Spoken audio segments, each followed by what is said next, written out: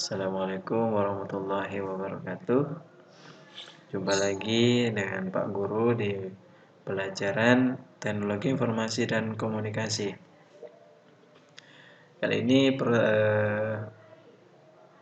pertemuan atau materi kelima ya. Masih dengan peranan dan peralatan komputer. Nah, sebelumnya Pak Guru ingin menyampaikan bahwa ada tugas yang harus dikumpulkan di materi sebelumnya. Ada beberapa saja yang sudah mengumpulkan dan yang lain kemana kok tidak mengumpulkan. Ya, tetap Pak Guru tunggu ya sampai kalian mengumpulkan, karena setelah materi ini kita akan mengadakan ujian tengah semester ya. Jadi tugas-tugas yang belum dikerjakan silakan dikerjakan sesuai keterangan atau bagaimana cara mengerjakan dan bagaimana cara mengumpulkannya. Oke, lanjut. Di sini pada kesempatan kali ini membahas tentang keselamatan kerja komputer, terus ada proses atau mengaktifkan atau mematikan komputer secara prosedural. Mengapa kita harus belajar keselamatan kerja ini pengguna? Ya, karena kita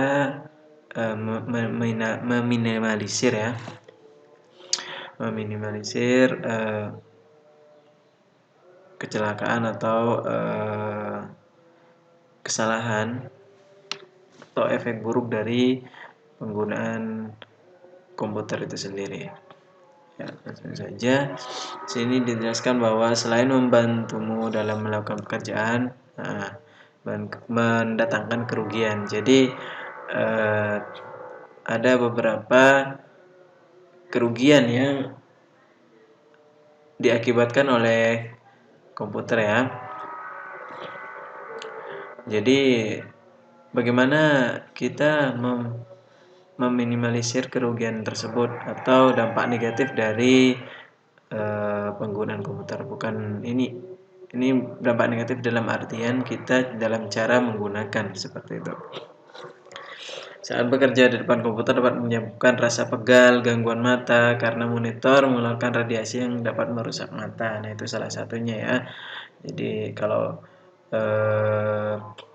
kita bekerja di depan komputer, kalau posisinya salah berarti akan menyebabkan beberapa gangguan. Salah satunya itu pegal pada badan ya, dan mata ya, karena selalu menatap layar monitor. Nah, kita akan bahas bagaimana caranya supaya kita setidaknya meminimalisir ya, atau mengurangi dampak tersebut.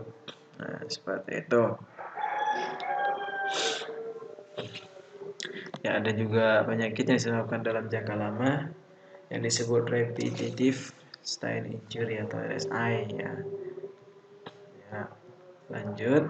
Nah, ini adalah contoh dari mata ya. Nah, kita coba langsung keterangannya.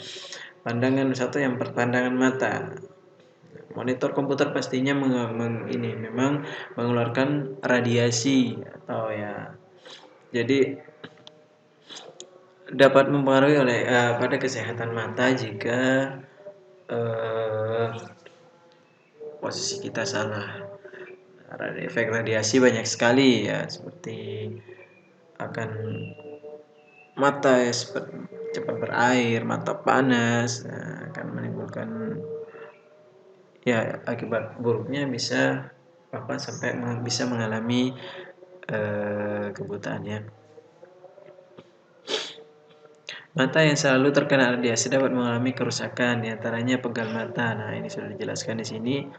Miopi atau lensa yang terlalu cembung.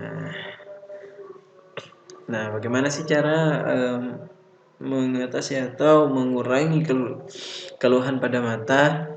Nah, maka lakukan seperti berikut ini. Yang pertama, posisi monitor komputer sedemikian rupa sehingga layar monitor berada di bawah mata. Ya.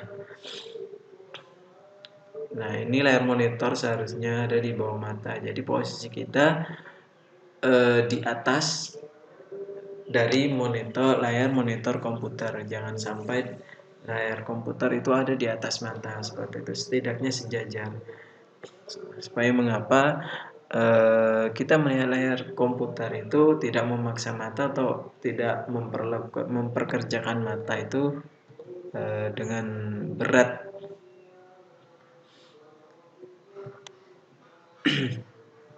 Ya, itu disarankan bahwa jarak antara monitor mata sekitar 45 cm ya. Nanti kalian coba diukur sama halnya dengan kita menggunakan laptop ya. Nah, nanti ingat jarak antara monitor mata itu hanya 45 cm. Dan itu harus tegak lurus. Ya, jangan sampai bengkok atau membungkuk atau menengadah ke atas ya. Itu sangat berpengaruh pada leher ya, otot leher. Kalau kita menghadap ke atas, tentunya otot leher akan cepat pegal. Nah, seperti itu ya. Juga kalau kita terlalu menunduk, otot leher akan cepat pegal juga ya. Jadi intinya jangan di atas mata dan jangan terlalu ke bawah. Sedang-sedang di tengah-tengah seperti itu. Yang kedua, gunakan paper holder untuk meletakkan bahan-bahan ketikan. Nah, letakkan paper holder sedekat mungkin dengan layar monitor. Nah, hal ini dapat mengurangi gerakan kepala dan mata serta perubahan akomodasi mata. Jadi ya, jika ingin mengetik dengan ini, gunakan paper holder supaya mata tidak fokus atau tidak mencari kemana-mana ya. Tidak jauh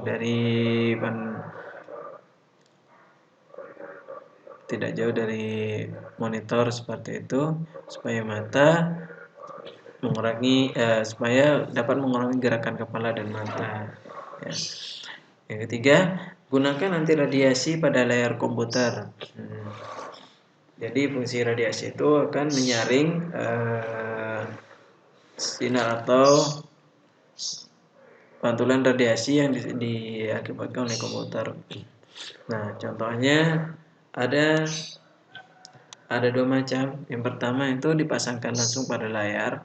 Yang kedua, kita menggunakan kacamata anti radiasi seperti itu. Ya mungkin kalau menggunakan layar seperti ini mungkin akan susah, tapi mungkin kalau pakai kacamata itu banyak dan harganya tidak terlalu mahal juga. Jadi Pak Guru sarankan mungkin menggunakan kacamata radiasi ya. Ya, selanjutnya atur cahaya komputer, jangan terlalu gelap atau terlalu terang ya. Kalau terlalu terang pastinya radiasi semakin kuat, semakin besar radiasinya. Dan yang kalau terlalu terang, terlalu gelap itu akan memaksa mata melihatnya, sehingga mata akan bekerja keras, mengakibatkan mata cepat lelah seperti itu. Nah, selanjutnya bersihkan layar komputer untuk mengurangi muatan elektrostatik ya. Jadi kalian harus sering-sering atau rajin-rajin membersihkan bukan hanya layar tapi semuanya. Yang pertama ya supaya bersih.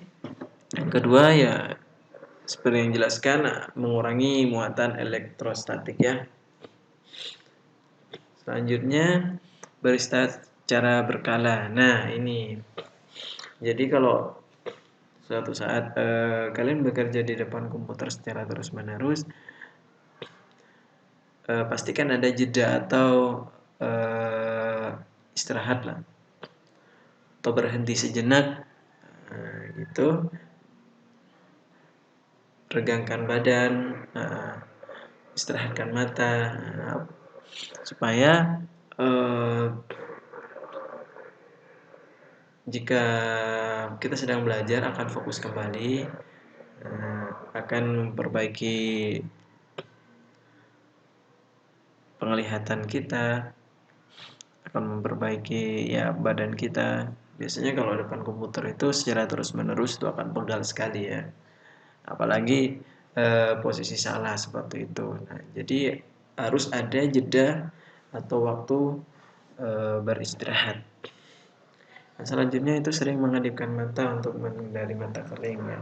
Seperti yang sebelumnya Pak Guru jelaskan, jangan terlalu memaksa mata, gunakan kacamata radiasi atau anti radiasi yang ditempelkan di layar itu supaya meminimalisir atau menghindari itu mata cepat kering ya, karena mata kering nanti kan perih seperti itu, apalagi posisinya terlalu dekat. Ingat 45 cm ya. Selanjutnya posisi badan ya.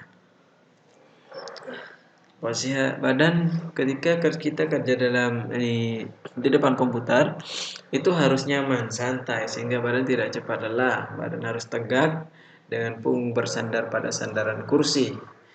Nah, dan jangan membungkuk. Nah, seperti penjelasan Pak Guru tadi ya. Jadi posisi monitor itu jangan sampai di atas mata, jangan sampai di paling bawah atau terlalu ke bawah. Nah, itu akan mempengaruhi badan juga selain mata ya. Nah, itu jelaskan juga posisi dari pundak dan siku juga harus santai, tidak kaku, sehingga otot-otot tidak kaku ya. Jika mungkin gunakan kursi yang keras pada bagian belakang, tapi menggunakan bantalnya yang empuk. Nah, seperti itu ya, pasti abang dan kakak sekalian paham gitu. Intinya kalau posisi badan ini, kalian harus memposisikan badan kalian senyaman mungkin seperti itu. Yang ketiga, posisi tangan ya, menggunakan keyboard tidak terlalu jauh dan tidak terlalu dekat ya, supaya tangan kita tidak terlalu banyak ini ya, kemana-mana seperti itu. Jadi posisi komputer dan keyboard, karena tangan ini hanya pada dua alat ini, yaitu mouse dan keyboard. Pada penggunaan laptop juga, tapi kalau udah penggunaan laptop sudah pasti ya, sudah pasti di tempatnya. Ini yang kita bicarakan ini di depan komputer ya, yang mana keyboard dan mouse-nya bisa kemana-mana ya. Selanjutnya itu posisi kaki ya. Penggunaan komputer ini diatur ya dari mulai atas sampai bawah, mulai dari mata. Nah, sampai posisi kaki pun harus sesuai, karena dampak negatif atau pengaruhnya sangat besar ya. Jadi kakak dan abang sekalian, jangan sampai salah posisi. Nah, seperti itu ya, posisi kaki, berikan ruang cukup untuk luas pergerakan kaki ya. Jadi jangan sampai kaki itu tidak punya ruang gerak. Nah, selain pegal nantinya, kalau posisi ruang geraknya kecil, bisa mungkin kena tendang CPU-nya atau apa segala macam, atau menendang kabel-kabel gitu. Nah, seperti itu. Pada saat duduk biasanya kaki cepat terasa kaku, pegal, bahkan kesemutan. Nah, ya. Kalau banyak ruang atau luas, kaki bisa ke kanan dan ke kiri, itu akan mengurangi hal tersebut. Kaki cepat kaku, pegal, dan kesemutan. Jadi ada beberapa posisi yang harus disesuaikan untuk meminimalisir gangguan yang akan dialami oleh komputer pada tubuh manusia seperti itu. Lanjut, ini ada penggunaan komputer sesuai prosedur yang benar untuk keselamatan kerja. Nah, ini dia. Ini juga berkaitan dengan yang sebelumnya. Hanya ini sudah pada peletakan komputer itu sendiri. Kalau yang tadi itu berkaitan dengan user atau pengguna dari komputer. Ya. Ada beberapa hal yang perlu diperhatikan diantaranya. Di sini jelaskan bahwa letakkan komputer di tempat yang jauh dari jangkauan anak-anak. Ya, kalau kalian punya adik, nah itu jangan sampai komputernya, karena di sana ada listrik, aliran listrik ya, atau menghindari ditarik sama, ya kalian bisa mengaturnya sendiri ya. Bayangkan nanti bagaimana kalau adanya main komputernya. Yang kedua, jauhkan komputer dari sumber api, percikan, hujan. Nah iya, karena komputer itu terdiri beberapa komponen-komponen ya. Ada juga listriknya, jadi api dan air itu harus dihindarkan. Juga debu. Nah, debu akan mempengaruhi kinerja dari hardware ya. Nah, sini akan dapat mengakibatkan korsleting dan kerusakan hardware. Nah, itu jelaskan ya. Yang selanjutnya menggunakan stabilizer listrik sehingga listrik statis dan dari casing dapat mengalir ya. Stabilizer. Ya, apa itu stabilizer? Kalau bukan stafol. Nah, itu stafol juga stabilizer ya. Nah, ini contohnya stabilizer pengatur. Jadi stabilizer akan menstabilkan aliran listrik yang masuk dan keluar dari komputer ya. Selanjutnya, usahakan dapat penerangan ruangan yang cukup baik. Nah, penerangan juga berpengaruh. Jangan sampai kalian main komputer dalam gelap. Nah, itu akan berkaitan juga dengan sebelumnya, akan merusak mata seperti itu ya. Intinya gunakan komputer itu sebaik mungkin, senyaman mungkin. Nah, seperti itu. Ya. Selain itu, mengoperasikan komputer diantaranya mengaktifkan dan mematikan komputer. Nah, bagaimana cara dan mengaktifkan dan mematikan komputer sesuai prosedural. Mengapa Pak Guru sesuai prosedural? Harus sesuai prosedural. Karena yang pertama dipikirkan adalah pastinya keselamatan usernya atau penggunanya. Yang kedua, keselamatan dari komputernya itu sendiri. Contohnya, Pak Guru matikan komputer, main cabut-cabut cok saja. Nah, itu akan, yang pertama itu karena ada untuk manusianya masih ada aliran listrik, jadi meminimalisir terjadinya ini ya, kena sengatan listrik. Yang kedua, komputernya ini dalam proses besar bekerja lalu dimatikan. Nah, itu akan berpengaruh pada hardware-hardwarenya. Sebenarnya materi ini sudah kita harus praktekkan ya di lab kita nanti. Cuma nanti bagi yang punya laptop silakan atau komputer silakan dipraktekkan ya. Harus sesuai dengan prosedur yang Pak Guru sebutkan nantinya. Ya, yang pertama ini mengaktifkan komputer atau menyalakan komputer ya. Nah, bagian satu itu adalah pastikan semua kabel telah terhubung dari aliran listrik ke komputer ya, pasti ya.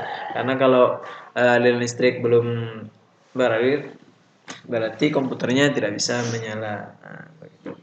Yang kedua, tekan tombol power posisi on pada stabilizer. Nah, ini untuk yang menggunakan stabilizer, karena stabilizer itu kadang tidak digunakan ya. Bagian menggunakan stabilizer atau stafol, nah aktifkan dulu atau tekan on pada tombol.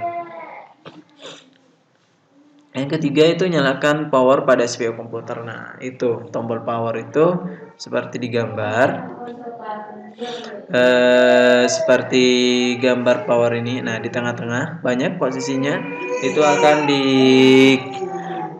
menyesuaikan kadang ada di atas ataupun di bawah. Ini hanya sebagai contoh saja. Tombol power itu bagaimana menyalakan komputer atau tombol untuk mengaktifkan komputer. Itu bagian CPU dulu. Yang kedua itu yang keempat yaitu nyalakan tombol power pada monitor. Jadi setelah CPU dinyalakan baru menyalakan monitor. Sebenarnya menyalakan monitor terlebih dahulu itu tidak permasalahan. Nah, cuma alangkah baiknya kita menyalakan CPU-nya terlebih dahulu seperti itu. CPU nyala baru kita menyalakan komputer. Kenapa? Supaya tidak, kadang monitor akan ada beberapa monitor yang kita nyalakan ketika terlalu lama tidak mendapatkan inputan atau masukan dari sumbernya, dia akan mati sendiri seperti itu. Jadi supaya kakak dan abang tidak kerja bisa 2-3 kali, jadi ikutilah seperti yang prosedur yang disarankan di sini ya. Yang kedua, tunggu beberapa saat sampai muncul tampilan Windows. Nah, ini contoh Windows XP ya. Kalau sekarang sudah Windows 10, Windows minimal Windows 7. Nah, ini Windows XP masih lama. Nah, akan muncul tampilan ya, nanti akan muncul tampilan seperti ini, tampilan awal ya. Selanjutnya itu kalau pakai password nanti tunggu sampai mengisi password, username dan user ID dan password kalau komputer kakak dan abang sekalian menggunakan user ID dan password. Nah, kalau tidak komputer akan menyala sendiri langsung pada halaman utama dari komputer, tampilan sistem operasinya. Apa itu sistem operasi Pak Guru? Nanti akan dijelaskan pada pertemuan berikutnya. Ya, yang kedua mematikan komputer. Nah, ingat mematikan komputer juga harus sesuai prosedural. Ya, kalau seperti Pak Guru bilang tadi, mematikan komputer main cabut saja. Nah, itu akan komputer kalian akan cepat rusak. Ada beberapa hardware yang sangat sensitif memang jika tidak dilakukan sesuai prosedural. Ini berlaku juga pada pengguna laptop. Jadi jangan sampai laptop kalian rusak gara-gara kalian matikan tidak sesuai prosedural seperti itu. Nah, kegiatan ya, klik tombol start. Pertama klik tombol start ya, kalau Windows 10 berarti di Windows-nya. Nah, ini karena posisi Pak Guru di sebelah kiri, biasanya ada di sebelah bawah sini. Nah, klik ini tombol start namanya atau tombol Windows ya. Pada Windows ada tombol yang berlogo Windows di situ, kalian tekan akan muncul seperti ini. Selanjutnya dijelaskan klik tombol turn off. Nah, ini dulu ya, dulu waktu XP, Windows XP. Nanti Pak Guru jelaskan apa itu Windows XP dan apa itu Windows 7, apa itu Pak Guru Windows 10. Nah, nanti akan dijelaskan. Nah, ini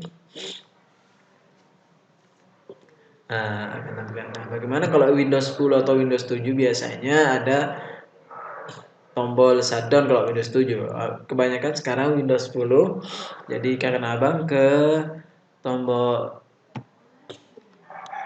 Windows atau Start. Nah, lalu ada icon seperti ini. Icon power ya. Klik saja. Nah, langsung klik shutdown. Ada sleep itu untuk menidurkan komputer. Kalau sleep itu komputer tidur ya. Jadi diistirahatkan komputernya. Nanti kalau kalian mau pergi jauh ya sleep saja dulu. Kalau memang cepat-cepat nanti akan digunakan kembali. Yang kedua ada shutdown. Nah, shutdown ini mematikan komputer, turn off kalau di XP ya.